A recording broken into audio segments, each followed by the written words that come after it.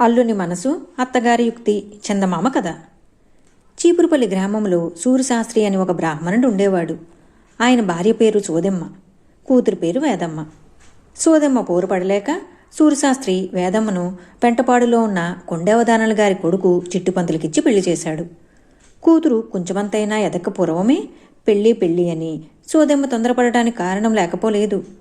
పండుగలకి పబ్బాలకి పొరుగింటి పేరమ్మగారు అల్లుడు వస్తూ వెళ్తూ ఉండడం ఆమె చూసి తనకు కూడా అల్లుడెప్పుడు వస్తాడో అని వేదమ్మ పుట్టక పూర్వం నుంచే ఉబలాట పడింది. తనకు పిల్లాడో పుడతారని తెలిసినప్పుడు ఆడపిల్లే పుట్టాలని ఊళ్ళో అమ్మవారికి మొక్కుకుంది.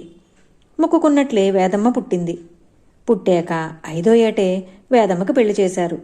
పెళ్లి చేసిన వెంటనే సంక్రాంతి పండగ వచ్చింది. పండుగకి చిట్టుపంతులు అత్తారింటికి వచ్చాడు. వేదమ్మకి 5 ఏళ్లైతే చిట్టిగాడికి 8 ఏళ్ళు.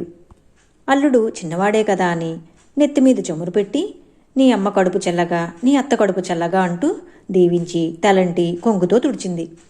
సూర్యశాస్త్రి కుట్టించి తెచ్చిన బొందులాగు తొడిగి పిన్ను పెట్టి గాలిపడక కొని ఇచ్చి ఎగరేసుకోమంది. పొరుగింటి పేరమ్మగారి అల్లుడు పండక్కొచ్చాడు.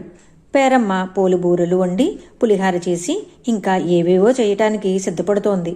సోదమ్మకేం పిండి వంట చెయ్యాలో ఓ పట్టాన్ని తెగలేదు. తెగకపోవటానికి కారణం ఏమిటంటే ఏమి చేద్దామనుకున్నా పప్పో పిండో నూనో నెయ్యో బెల్లమో పంచదారో కావాలి కదా. అల్లుడికి చేసి పెట్టడానికి సోదమ్మ ఇంట్లో ఏమీ లేకపోయింది. అల్లుడికి ఏమిటి ఇష్టమో కనుక్కుని ఆ పైన సంబరాల కోసం తడుములాడుకుందాం అనుకుంది. చిట్టిగాన్ని పిలిచి నీకేం తినాలనుందోయ్ అని అడిగింది. ఎవరు అల్లుల్ని అలా అడగరు.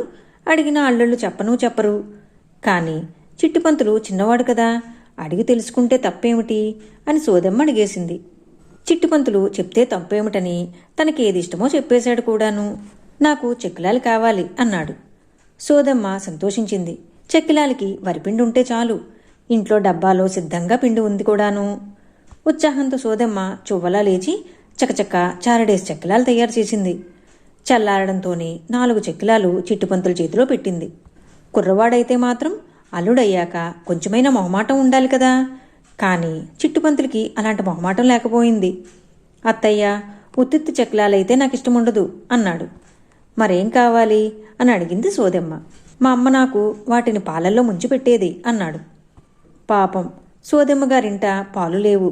ఆమెకున్నదల్లా అల్లుడు రావాలన్న సరదా ఒకటే. సరదాతో పాటు చేయటానికి శక్తి కూడా ఉంది. కానీ ఇంట్లో సరుకు లేదు.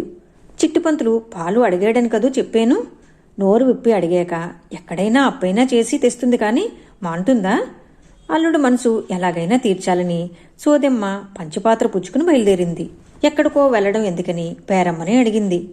మా ఇంటి పాలు పిల్లి తాగేసింది, కాసిన్ని బదులీ పేరమ్మ, సాయంకాలం తీరుస్తాను అంది.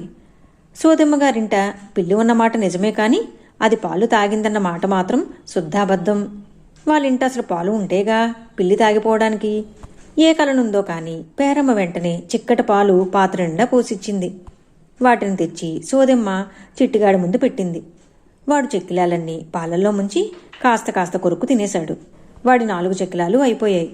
కానీ పాత్రలో పాలు మాత్రం అలాగే ఉన్నాయి. ఏ గారి ముక్కో రెట్టు ముక్క అయితే ముంచినప్పుడు పాలను పీల్చుకుంటుంది కానీ రాయికి మళ్ళీ గట్టిగా ఉండే చెక్కిలాలు పాలేం పీల్చుకుంటాయి. అందుచేత పంచపాత్రలో తెచ్చిన పాలు తెచ్చినట్లుగానే ఉండిపోయాయి. పాలు అప్పు తీర్చడం ఎలాగరా భగవంతుడా అని బెంగపెట్టుకున్న సోదెమ్మ ఆ పాలు తరగకుండా పంచపాత్ర నిండుగా ఉండడం చూసింది. ఆమె మెదడులో మెరుపులాంటి ఆలోచన ఒకటి తట్టింది. ఆ మిగిలిన పాలు ఆమట్టునే పట్టుకెళ్లి పేరమ్మకి అప్పు తీర్చేసి చక్కా వచ్చింది. సూర్యశాస్త్రి ఇంటికి వచ్చి ఏమే అల్లుడికి ఏమైనా చేసి పెట్టావా లేదా అని అడిగాడు. అక్కడికి తనేవో అన్ని సరుకులు ఇంటికి తెచ్చి పడేసినట్లు. సోదెమ్మ నవ్వుతూ అప్పువారప్పు తీరే అల్లుడు మనసు తీరే అంది. అదేమిటి అని ఆశ్చర్యంతో శాస్త్రి అడిగితే మిగిలిన 1 చెక్కిలము ఆయన చేతిలో పెడుతూ సంగతంతా చెప్పింది సోదెమ్మ. సూర్యశాస్త్రి చెక్కిలాల్ని పొటుక్కుమనిపిస్తూ సోదెమ్మ తెలివికి మెచ్చుకున్నాడు. ఈ కథ మీకు నచ్చినట్లయితే లైక్ చేయండి, షేర్ చేయండి. మరిన్ని మంచి కథల కోసం మా సంపత్ ఛానల్ సబ్స్క్రైబ్ చేసుకోండి.